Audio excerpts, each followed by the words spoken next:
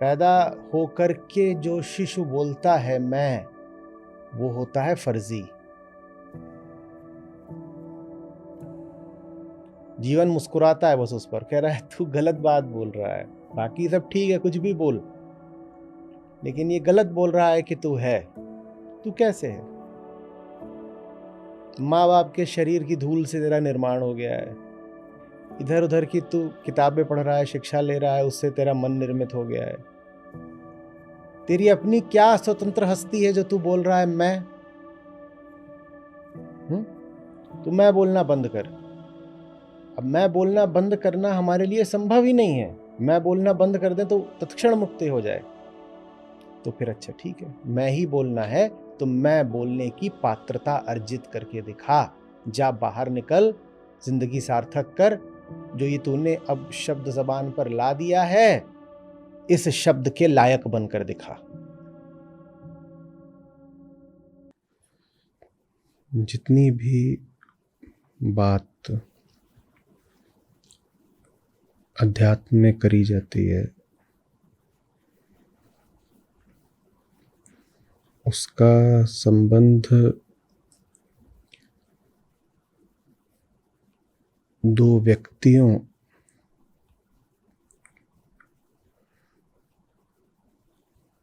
के बीच के रिश्ते से बाद में होता है। वो बात पहले होती है इंसान के स्वयं से रिश्ते को लेकर के। दो व्यक्तियों के बीच का संबंध कैसा है,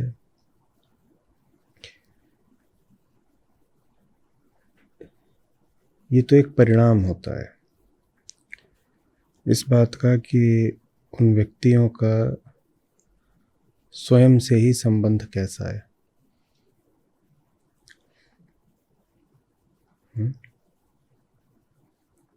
तो आज जितनी भी बातें होंगी, उनको हमें पहले ऐसे देखना है कि वो हमसे हमारे ही रिश्ते की बातें हैं। मैं हूं और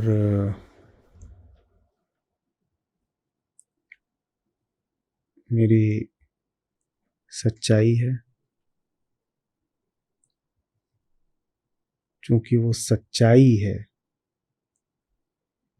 इसीलिए उसको सच्चा मैं कह देते हैं। सच्चा मैं कह देते हैं तो शास्त्रीय भाषा में वो हो जाता है आत्मा। मैं हूं वो जो व्यवहारिक तौर पर, आम तौर पर हमेशा अपने आप को मैं बोलता ही रहता है। क्योंकि मैं बोलने का अधिकार इस इकाई के पास है, तो इसको कह देते हैं अहम। और ये अहम जिस आंतरिक दुनिया में रहता है, वहीं पोषण पाता है, वहीं दुख पाता है। उसको कह देते हैं प्रकृति।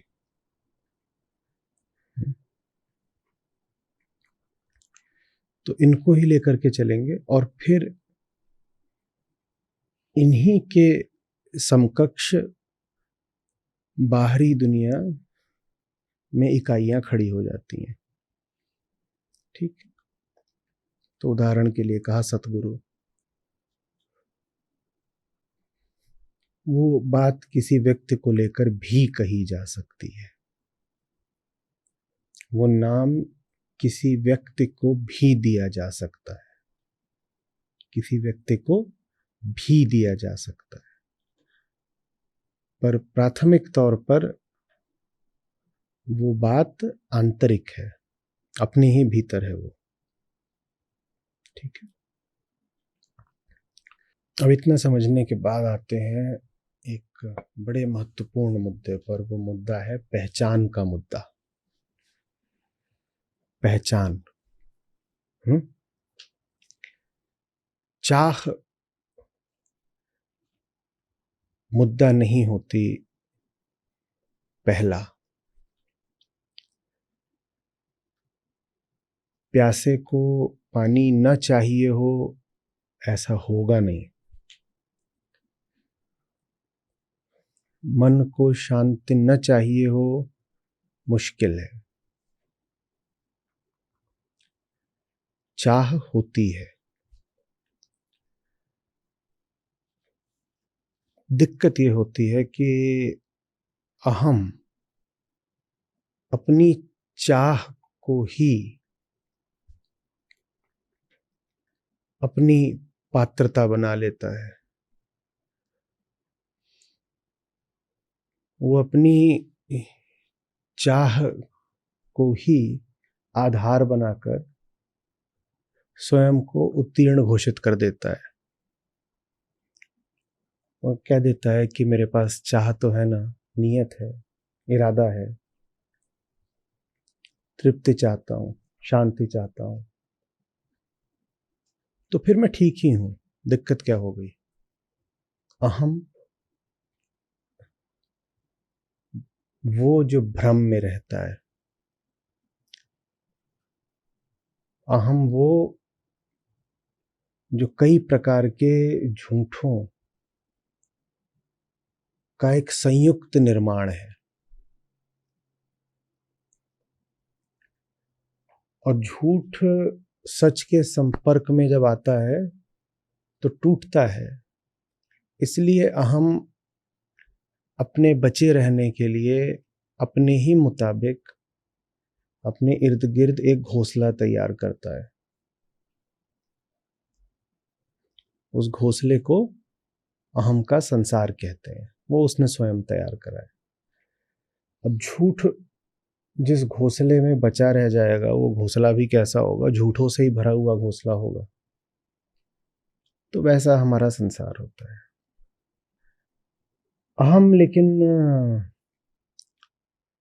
एक जगह पर फंस जाता है। वो अपने आप को झूठ कभी नहीं बोलता। वो बोलता है मैं सच हूं, मैं सच हूं। वो बोलता है मैं, अहम। और मैं बोलने का जो अधिकार है वो बस उसको है जो सचमुच हो। मैं कहने का अर्थ होता है अपने अस्तित्व की घोषणा करना। मैं कहने का अर्थ होता है अपने मुक्त स्वतंत्र अस्तित्व की घोषणा करना। क्या आपकी परछाई को मैं कहने का हक है? क्यों नहीं है? परछाई है तो कोई इनकार कर सकता है कि परछाई होती ही नहीं? परछाई होती है या नहीं होती?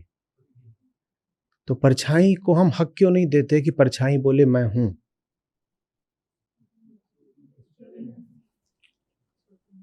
स्वतंत्र नहीं है, मुक्त नहीं है उसका अस्तित्व।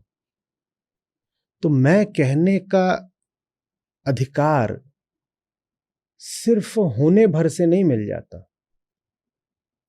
होने को तो परछाई भी होती है। मैं कहने का अधिकार सिर्फ तब होता है जब आप स्वतंत्र भी हो। जो स्वतंत्र नहीं है वो मैं ना बोले अपने आप को। जो 50 चीजों, 50 स्थितियों, बहुत सारी शर्तों पर निर्भर होकर जी रहा हो, वो मैं अपने आप को बोल ही नहीं सकता। लेकिन अहम अपने आप को क्या बोल देता है? मैं। अब जब मैं बोल दिया तो फंस जाओगे। मैं बोल दिया तो फंस जाता है। क्योंकि मैं बोलने का अर्थ होता है कि आपने तो कह दिया मैं मुक्त हूं। अब मुक्त हो तो मुक्त समान ही जीना पड़ेगा। मुक्ति के सारे लक्षण भी दर्शाने पड़ेंगे, नहीं तो मुक्त तो हो नहीं। अब लक्षण कहां से लाए मुक्ति के? मुक्त तो वो होता नहीं, वो तो परछाई जैसा है। वो तो ऐसा है कि किसी तरीके से रेत की दीवार को दोनों ओर से सहारा वगैरह देकर बड़ी मुश्किल से खड़ा रखा है।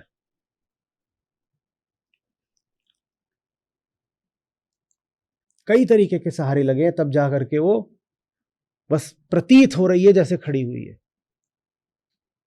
फोटो ले लो दूर से तो ऐसा लगेगा कि अपने दम पर खड़ी है, और पास जाकर के देखोगे तो उसमें इधर से डंडे लगे हुए हैं, उधर खपच्चियां लगी हुई हैं। कोई भरोसा नहीं पीछे से छुप के 5 लोग ऐसे थाम के खड़े हों, तब जाके तो खड़ी हुई है। तो मैं ऐसा है, एकदम रेत की कच्ची दीवार जो भरभराने को तैयार खड़ी है, इसीलिए उसको बहुत ज्यादा सहारा देना पड़ता है। लेकिन बोल रहा है मैं, लक्षण एक नहीं मैं का। मुक्त अस्तित्व तो परवाह ही नहीं करता कि कोई सहारा दे रहा है कि कोई ठुकरा रहा है, कोई साथ चल रहा है, कोई रूठ रहा है, कोई फर्क पड़ता है। जो दीवार है अगर ये पक्की है तो इसको अंतर पड़ता है क्या, आप इस पे क्या चिपकाए दे रहे हो? कहते चिपका लो जो चिपकाना है, हम तो हम है। जब ये नहीं भी चिपका था तो हम चिपका दिया, हम है, कल को उखाड़ लोगे तब भी हम रहेंगे। ठीक है, आ जाओ, इतने लोग मेरे अगल बगल बैठ लो हमारी छाया में, अच्छी बात है। तुम नहीं भी हो तो तुम्हारे जाने से हम भरभरा के गिर थोड़ी पड़ेंगे। ये मैं की पहचान होती है। वो आती जाती सब परिस्थितियों के मध्य भी स्वतंत्र होता है अगर वो असली मैं है तो। परिस्थितियां बदलती रहेंगी, वो नहीं बदल सकता। लेकिन अहम ने अपने आप को क्या बोल दिया, मैं, और परिस्थितियों से स्वतंत्र वो है नहीं। अहम ने अपने आप को क्या बोल दिया, मैं, और परिस्थितियों से स्वतंत्र वो है नहीं। अब ये फंस गया मामला, अब द्वंद्व खड़ा हो गया, अब द्वंद्व खड़ा हो गया। अब दो ही रास्ते हैं, या तो अपने आप को मैं बोलना छोड़ दो, या जितने तरीके के उल्टे पुल्टे लक्षण दर्शा रहे हो दुनिया में, उन लक्षणों से मुक्त हो जाओ। परतंत्रता का एक लक्षण होता है स्वतंत्रता की प्यास। जो परतंत्र होगा उसके मन में कहीं ना कहीं आजादी का भाव उठेगा, मिल जाए किसी तरह। तो मैं में हमेशा ये लक्षण होता है। परतंत्रता का लक्षण होता है डर। मैं कमजोर हूं, मैं तो सहारों पर आश्रित हूं, सहारे कहीं भाग ना जाएं। बालू की दीवार डर रही है, अरे ये बच्चे खेल रहे हैं गेंद से, कोई बच्चा आकर के मुझे कंधा ना मार दे, कहीं गेंद ही ना मार दे जोर से। डर, मैं गिर पड़ जाऊंगी ना। स्वतंत्र तो हूं नहीं, आश्रित हूं सहारों पर, और आश्रित हूं संयोग पर। जैसे 6 पत्थर अलग अलग आकार के किसी तरीके से संतुलन बनाकर एक दूसरे पर रख दिए गए हैं। अभी बस संयोग की बात है, वो कब तक ऐसे रखे रहेंगे, कोई आके फूंक मार दे तो भी गिर पड़ेंगे। तो ये जो 6 अलग अलग तरीके के पत्थरों का ये संयोग यहां निर्मित हुआ है, ये अगर अपने आप को मैं बोले तो ये हमेशा कैसा रहेगा, एक डरा हुआ मैं रहेगा ना। इसका अस्तित्व ही बस संयोग पर आश्रित है। कभी हवा चल जाए जोर की तो भी गिर पड़े, कुछ भी हो जाए। तो परतंत्रता की पहचान डर, प्यास, और सबसे बड़ी पहचान तो यही कि हो तुम बद्ध, परतंत्र, और बोल रहे हो अपने आप को मुक्त, तो तुम्हें भ्रम है। तुम्हें भ्रम है। तुम्हें भ्रम ना होता तो अपने आप को कुछ और बोल लेते ना, मैं काहे को बोलते। मैं तो वही बोल सकता है जिसका अस्तित्व मुक्त हो, सिर्फ वही बोल सकता है। मैं बाकी कोई मैं बोले तो पागलपने की बात है। फिर वही है कि जैसे परछाई, आप चल रहे हैं तो आप कहें कि मैं जा रहा हूं, परछाई पीछे से आपके बोले मैं भी चलती हूं साथ। पागल परछाई, तेरे पास कोई अधिकार है चुनने का कि तू साथ चलेगी कि नहीं चलेगी? मैं जा रहा हूं तो चलना पड़ेगा। तू मैं बोले, ये मैं का अपमान है। मैं शब्द तुझे शोभा नहीं देता। और परछाई बोल रही मैं रूठ गई, रूठी रहे। लेकिन परछाई को भी भ्रम तो हो सकता है ना कि वो है।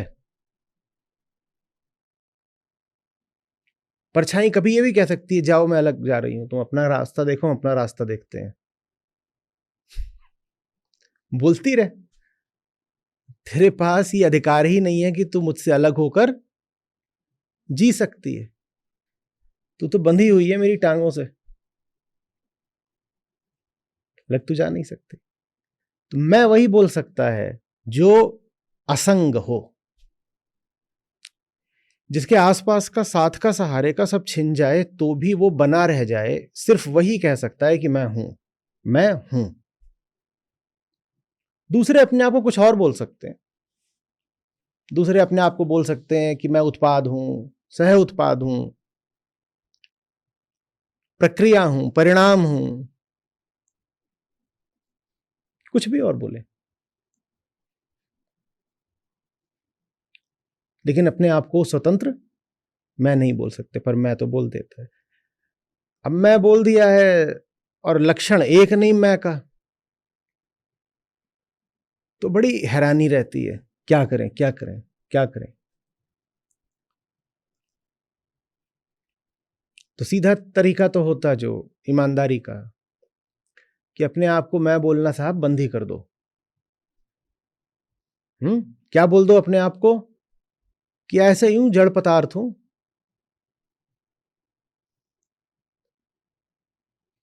पचमेल खिचड़ी हूं,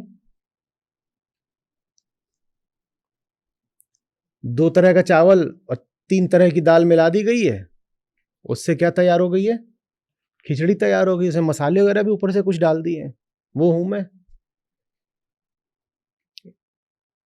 दुनिया भर की चीजों का एक मिश्रण हूं मैं। पर ऐसा बोले तो समाप्त हो जाएगा ना मैं, और समाप्त होना तो माने मृत्यु। मृत्यु से घबराता है बेचारा, सब घबराते हैं, हम सब घबराते हैं। तो वो फिर क्या करता है, वो कहता है कि ये जो मुझ में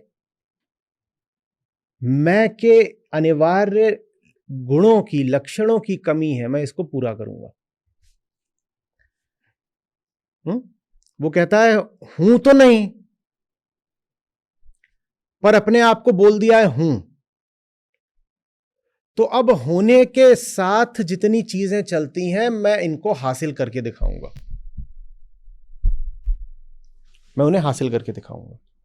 अब ये सुनने में तो इरादा बड़ा अच्छा लगता है, वाह क्या बात है हौसले की, पर मामला गड़बड़ है। मामला वैसे ही गड़बड़ है कि आप चले गए किसी इंटरव्यू में, वहां पे आपको नौकरी चाहिए, और आप वहां झूठ बोला है कि आप पीएचडी हो, नाम के साथ डॉक्टर दिखा दिया। वहां बोला है मैं हूं डॉक्टर हूं, जैसे मैं हूं डॉक्टर हूं।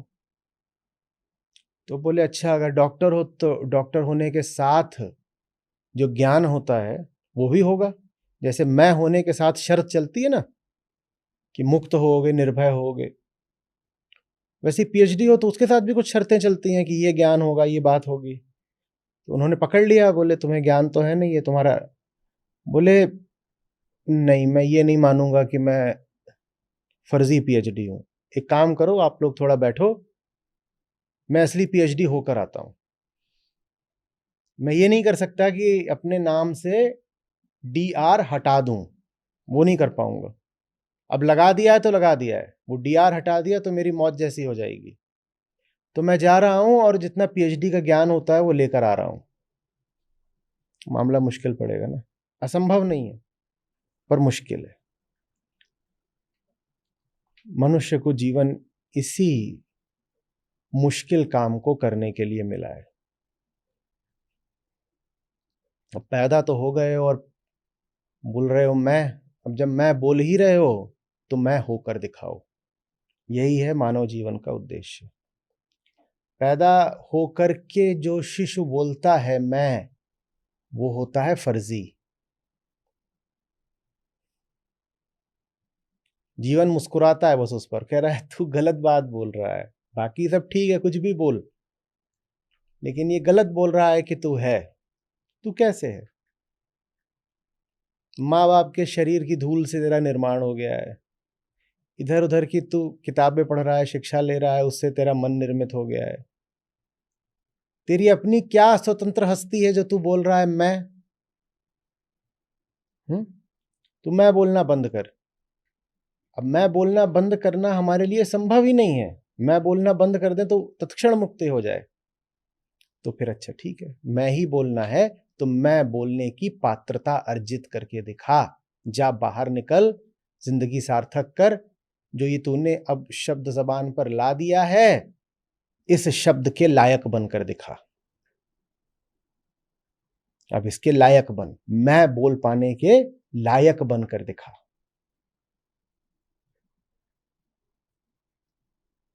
लगभग उतना ही मुश्किल है जैसे कि जो साहब भाग करके गए हैं कि कोई बात नहीं, अब नाम में पीएचडी लगा दिया है तो आप लोग थोड़ा इंतजार करिए, हम पीएचडी लेकर आते हैं। जो थोड़ा इंतजार है वो वो थोड़ा नहीं होगा, वो काफी लंबा होगा। वो भी इंतजार के बाद भी बात बन जाए तो बड़ी बात है।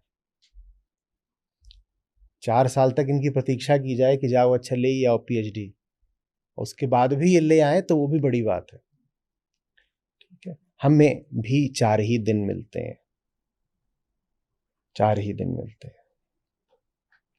उन 4 दिनों में मैं को अपना होना सार्थक करके दिखाना होता है। तुम वो बन गए जो तुम थे नहीं, तो अब चलो जो बनने का तुम दावा कर रहे हो वो बनकर ही दिखा दो, बनकर ही दिखा दो। अब वो बनने के लिए क्या करना पड़ेगा? वो बनने के लिए चाहना पड़ेगा वैसा बनना। तो आज हमने आरंभ में ही कहा कि चाह तो सब में होती है। कोई नहीं होता जिसमें स्वतंत्र जीवन की चाह ना हो, बोध की चाह ना हो, भ्रम मिटाने की चाह ना हो। सब चाहते हैं कि ये चीजें हमें मिलें। कोई भी व्यक्ति ऐसा नहीं होगा जो दूसरों को बिना धोखा दिए अगर जी सके तो ज्यादा प्रसन्न ना हो बनिस्बत दूसरों को धोखा देकर जीने के। कोई आदमी है 5 रुपए कमाता है धोखा दे दे के दुनिया को, अगर उसको ये विकल्प हो जाए कि तू 5 रुपए कमा सकता है बिना किसी को धोखा दिए, वो विकल्प स्वीकार कर लेगा। चाहते सभी हैं, बात चाहने की नहीं है, बात पहचानने की है। बात चाह की नहीं, पहचान की है।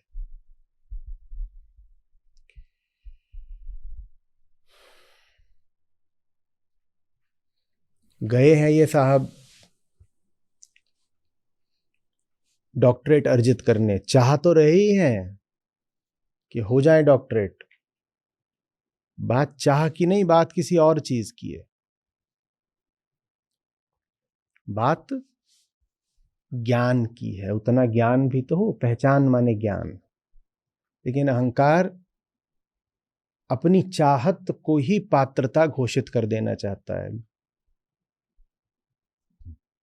ये गए हैं बाहर पीएचडी हासिल करने, कुछ समय लगाएंगे, ठोकरें खाएंगे और उसके बाद बड़े ताव से लौट कर आएंगे और घोषित करेंगे क्या मैंने कोशिश नहीं करी, क्या मेरी नीयत में खोट है। मैं किसी को धोखा नहीं देना चाहता था। देखिए, अगर मैंने अपने नाम के साथ डॉक्टर लिखा तो मैं जा करके पूरे 2 महीने तक खून पसीना एक करके प्रयास करके आ रहा हूं ना आपके सामने। अब 2 महीना हो सकता है 20 साल भी हो। तुमने जितना भी समय लगाया उसमें तुमने वो जाना तो नहीं ना जो जानना जरूरी है अपने नाम के साथ DR लगाने के लिए। वो जाना तो नहीं ना, तो तुम्हें अधिकार नहीं है। हम सब चाहते रहते हैं कि मुक्ति मिले, पर मुक्ति के लिए हम अपने ही बनाए घोंसले के भीतर घूमते रहते हैं। वो घोंसला तो हमने बनाया ही है अपने बंधनों के द्वारा और अपने बंधनों की रक्षा हेतु, तो वहां कहां से मुक्ति मिल जाएगी। अहम पाना चाहता है वो सब कुछ जो आत्मा के वैभव से संबंधित है, वो सब कुछ चाहिए उसे, लेकिन वो उसको खोजने निकल पड़ता है प्रकृति के घोंसले में।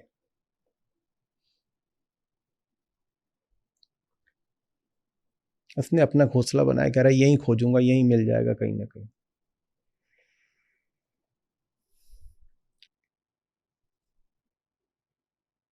वहां जब उसको निराशा लगती है तो कहता है निराशा इसलिए लग रही है क्योंकि मैंने इसी घोंसले में ठीक से खोजा नहीं है। असफलता इसलिए मिल रही है क्योंकि इसी घोंसले में खोजने का मेरा श्रम पूरा नहीं रहा है, तो मैं श्रम और ज्यादा करूंगा। वो और मेहनत करता है, पर खोजता वो अपनी पसंदीदा जगह ही है। यहां खोज रहा हूं, असफलता उसको मिलती रहती है। जीवन, संबंध, घटनाएं उसको दर्शाते रहते हैं कि वो कितना पराश्रित है, कितना डरा हुआ है, कितना भ्रमित है। ये सब बीच बीच में घटनाएं उसको प्रदर्शित करती रहती हैं। तो वो कहता है कि इसका मतलब है कि मेरे प्रयासों में कुछ कमी रह गई है। वो और जोर से प्रयास करता है। इतना सा उसका घोंसला है, उसी के भीतर वो और जोर से चक्कर लगाता है, और जोर से। वो ये पहचानता नहीं कि उस घोंसले में वो पहले ही न जाने कितनी बार चक्कर लगा चुका है, और ज्यादा गति से चक्कर लगाने से वो किसी नई जगह नहीं पहुंच जाने वाला। हाँ, इतना जरूर होता है कि जब तक वो ऐसे चक्कर लगा के पहुंचता है, उतनी देर में समय के बीतने के कारण घोंसला थोड़ा सा बदल जाता है। समय के साथ हर चीज बदलती है। जितनी देर में ये अहम ऐसे चक्कर लगाता है, घोंसले का चक्कर लगा क्यों रहा है? खोजने के लिए। खोजने के लिए कुछ ऐसा मिल जाए जिससे मुझे आत्मा जैसा नूर, वैभव हासिल हो सके। वो उसको खोज रहा है घोंसले में। अब घोंसले में ऐसे खोज रहा है, जब तक आधा चक्कर लगाया तब तक चीजें बदलने लग गई। पूरा चक्कर लगा के पहुंचा, चीजें और बदल गई। तो उसको फिर क्या लगता है कि अब जब दूसरा चक्कर लगा रहा हूं तो मैं किसी नई जगह लगा रहा हूं। मैं दूसरा चक्कर लगा रहा हूं, किसी नई जगह लगा रहा हूं। आप यहां से ऋषिकेश जाएं, 1 साल बाद वापस आए तो सड़क वैसी ही रह जाती है क्या जैसी जाते वक्त थी? सड़क भी बदल जाती है, इर्द गिर्द के ढाबे बदल जाते हैं, एक आध नया पेट्रोल पंप खुल जाता है। ठीक है ना? पहले जो ट्रक पलटा हुआ था वो मेरठ के पास था, उस तरफ। इस बार जो ट्रक पलटा हुआ है मुजफ्फरनगर के पास है, इस तरफ। क्योंकि सब बदल गया। ये जगह ही दूसरी है, कुछ जगह नहीं है। और पहली बार जब गए थे तब रात में गए थे, जब लौट रहे हैं तो दिन में लौट रहे हैं, तो दावा कर सकते हैं सब बदल गया। पिछली बार जब गए थे तो इर्द गिर्द खेतों में फसल खड़ी हुई थी, और इस बार फसल कटी हुई है। ये सब बदल गया। ये तो अब आप देख नहीं रहे हो कि वही पुराने रास्ते हैं और वही पुरानी मंजिलें हैं, नज़ारे बदल गए हैं बस। कुछ नया थोड़ी हासिल हो जाएगा। जहां से चले हो, जहां को पहुंचे हो, वो सब जगहें वैसी की वैसी हैं, बदलाव का भ्रम मात्र है आपको। तो क्या करता है फिर अहम? वही जो आम आदमी पूरी जिंदगी अपनी लगा देता है करने में, पुराने ही चक्कर, लेकिन नई आशाओं और नए प्रयासों के साथ। आशा नहीं है, आशा नहीं है।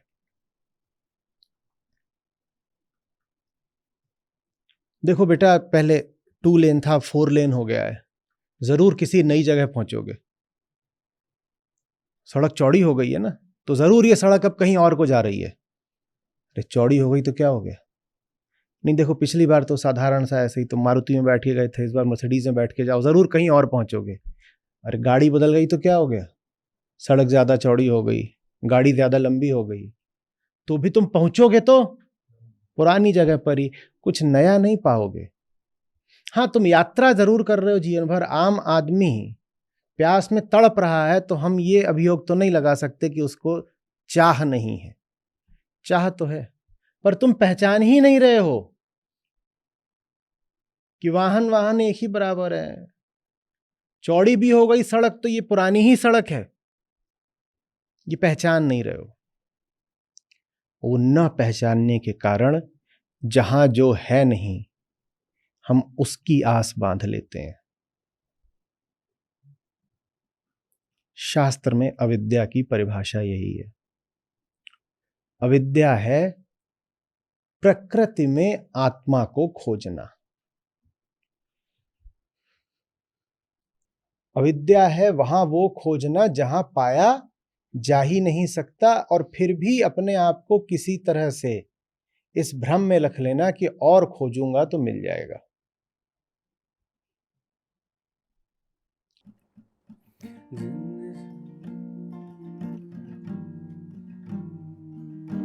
जिन सतगुरु पहचाना नहीं, जिन सतगुरु पहचाना नहीं, उनको कहीं भी ठिकाना नहीं, उनको कहीं भी ठिकाना नहीं, उनको कहीं भी ठिकाना नहीं, उनको कहीं भी ठिकाना नहीं।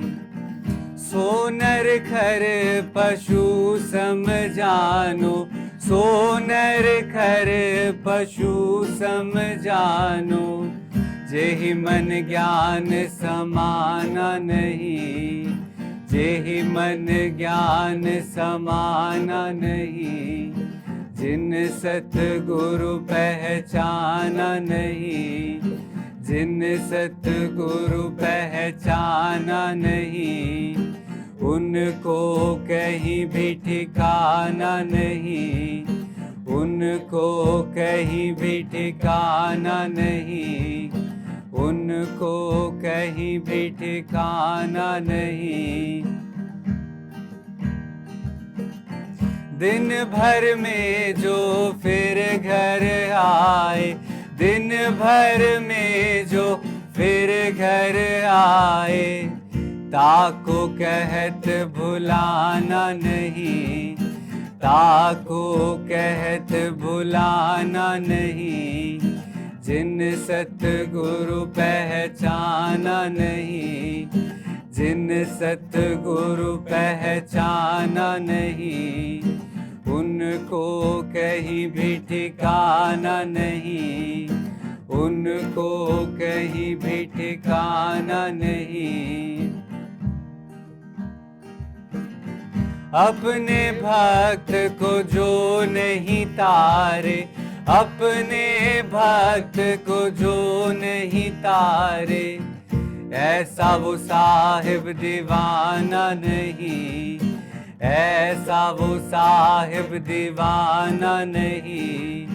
जिन सतगुरु पहचाना नहीं, जिन सतगुरु पहचाना नहीं, उनको कहीं भी ठिकाना नहीं, उनको कहीं भी ठिकाना नहीं। कहे कबीर सत्य वह पथ है, कहे कबीर सत्य वह पथ है, जहाँ फिर आना और जाना नहीं, जहाँ फिर आना और जाना नहीं। जिन सतगुरु पहचाना नहीं, जिन सतगुरु पहचाना नहीं, उनको कहीं भी ठिकाना नहीं, उनको कहीं भी ठिकाना नहीं। सो नर खर पशु सम जानो, सो नर खर पशु सम जानो, जेहि मन ज्ञान समाना नहीं, जेहि मन ज्ञान समाना नहीं। सतगुरु पहचाना नहीं, जिन सतगुरु पहचाना नहीं, उनको कहीं भी ठिकाना नहीं, उनको कहीं भी ठिकाना नहीं।